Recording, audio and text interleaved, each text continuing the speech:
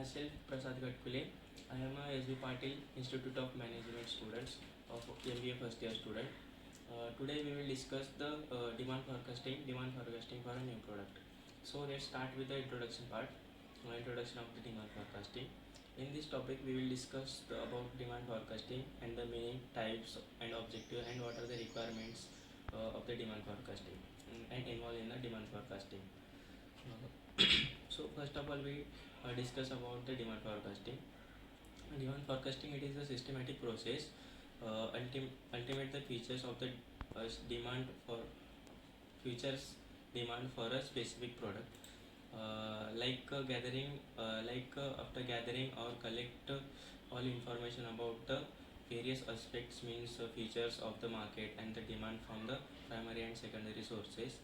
Then we made a estimate features of the demand. Basically demand forecasting for a product is depend on the previous demand of a product, like the weather forecast.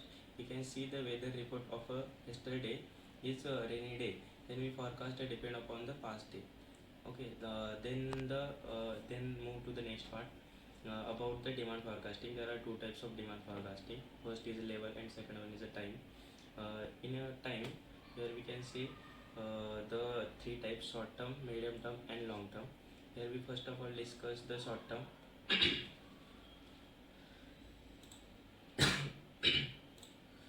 Here we can see short term demand forecasting. It is concerned with the short term period, usually less than the 1 year. It is required for a current production and scheduling, purchase of the raw material and the inventory of the stock, etc. The seasonality of the sales and the impact on the production planning. Stock distribution of the product in the market, it's taken care of the short term demand forecast.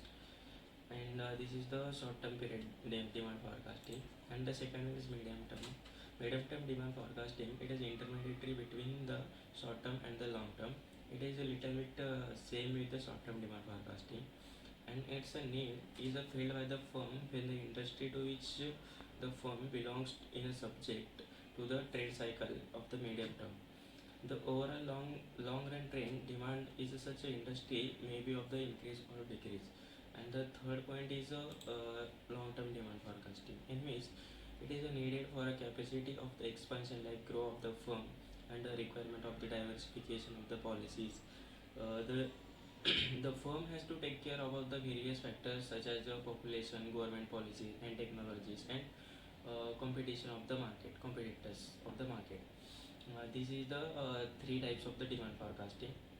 After that we can see here determinants of the demand forecasting. There are three types of demand determinants of demand forecasting: durable goods and non-durable goods and capital goods. First we see the durable goods, in which the each consumer produce has a special market for its product, which has a special peculiarities. It is requires to special techniques and adapted to meet these peculiarities, which are the change in size and characteristic of the population and the saturation limited in a market. This is the durable goods. This for is the durable goods. The second one is the non-durable good. There are there are goods which can be only used for once. We can see vegetables and etc. The demand such of a good is basically influenced by the following factors. The one is disposable income, price, and size and characteristic of the population. And the third one is the capital goods, producers goods. These are the goods which help to the further production of a good, such as machinery and equipments, and these are the demanded only when there is a demand for the product goods which these capital goods help to produce. And the demand for a capital goods in a two type: requirement of the replacement of the demand and the new demand, means replacement of the product and the new product demand. This is the three types three